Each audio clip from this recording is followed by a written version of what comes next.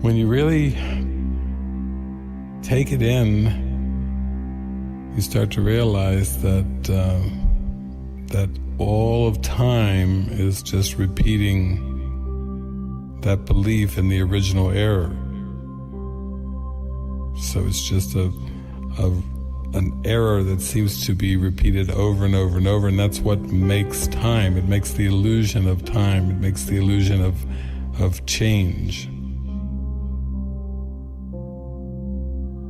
Time is associated with change, but it's always in flux. Everything is changing, shifting.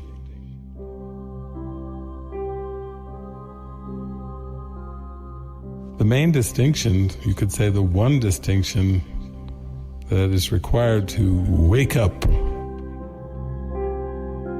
from this dream is just to see the impossibility of change.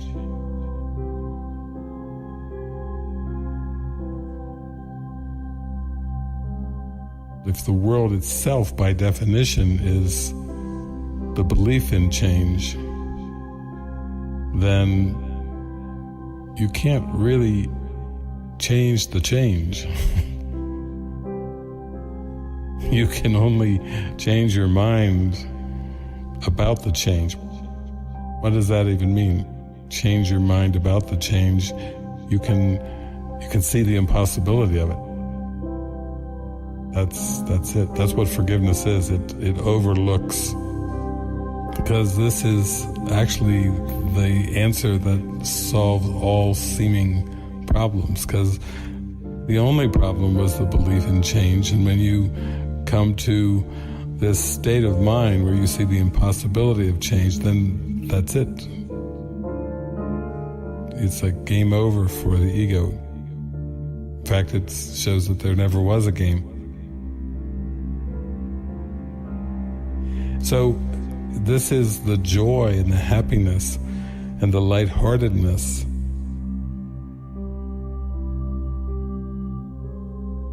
And yet the ego insists on changing everything.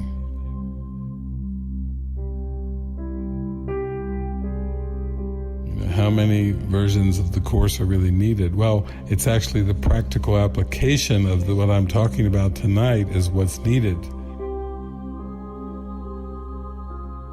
Not coming up with different versions and variations and all this craziness of the world. Oh yeah, variety is the spice of life.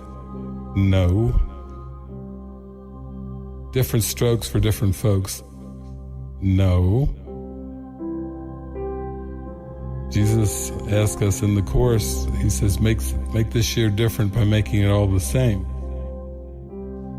So really there's nothing in time and space that you can look at and perceive through the five senses that relates to anything real. That doesn't have anything to do with reality. There's just one reality, and that's eternal spirit, and there's not multiple realities, and there aren't different perceptions of reality, because reality is spirit. Reality is eternal and changeless, and perception always changes. When you look at interpersonal relationships, changing interpersonal relationships, or what people talk about changing a partner, all those things are still an attempt to change the change. But the change is false by definition. And so you can't change the false. You can just see the false as false. See, that's the difference. It's not trying to change the false, but just see the false as false. It's very peaceful. It's very relaxing, very nurturing. It's quite, as far as concepts go, forgiveness is the last concept you'll ever need. And it's very, very, very relaxing. Another way of saying this is you can't heal what is unreal. So that's why you can't heal the body, because the body is just a part of fragmented perception, but the body isn't sick. It's just a piece of the puzzle, and when you see the purpose for the body and for the world is just forgiveness, a very unifying purpose, which unifies all things, then is the perception healed. That's what the problem was all along. It was cracked perception, it was fragmented perception, it was distorted perception. When you have a difficulty understanding this, it's because, quite frankly, you still are invested in specifics. You're invested in idols.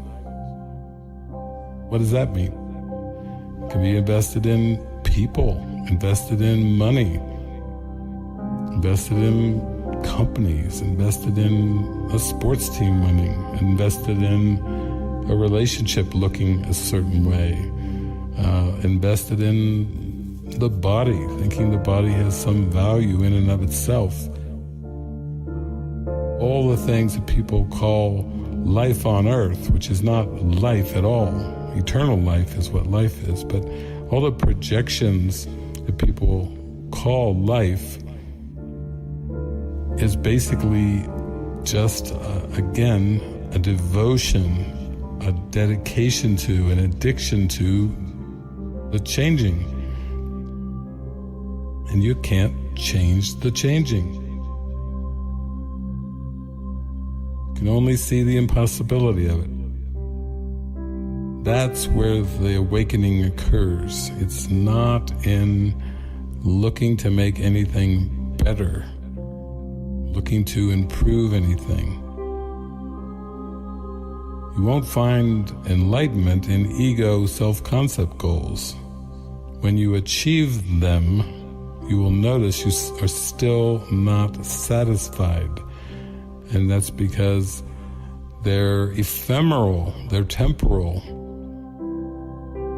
If you're an eternal being, you will never be satisfied with the ephemeral. It's quite simple. But the ego defense against this realization, the resistance to understanding how simple everything really is, let all things be exactly as they are, and see that everything that happens to me I ask for and receive as I have asked. The simplicity of that is a unified mind.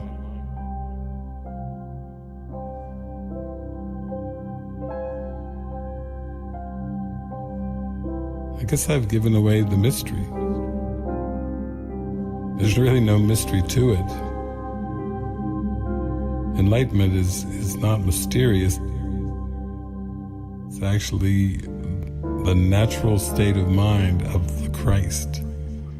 It's the natural alignment with God, being sourced by God, being created perfect, pure love, eternal spirit by an eternally loving creator. And that's what simplicity is, and that's what waking up is all about. But it's not something that you have to constantly guess at, or it's not something where you're looking to try to cue off of the form to know who you are.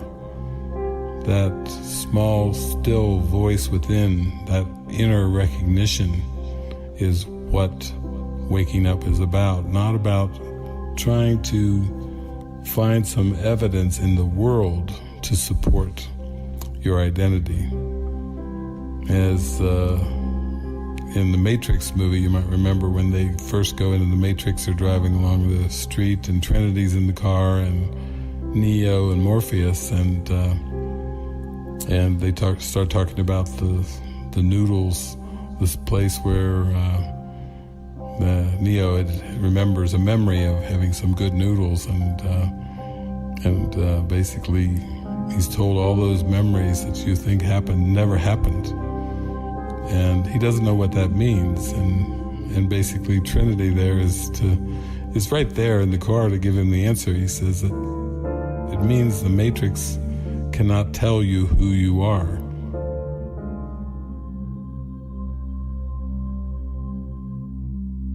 The world of images cannot tell you who you are.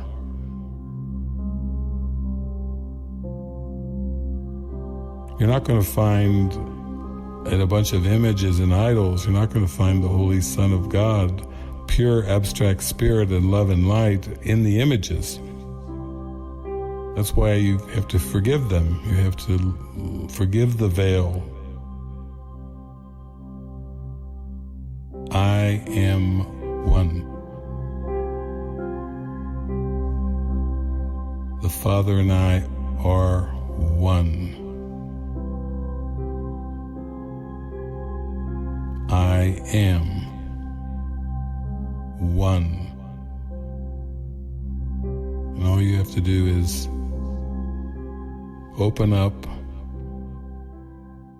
and embrace the fact of love.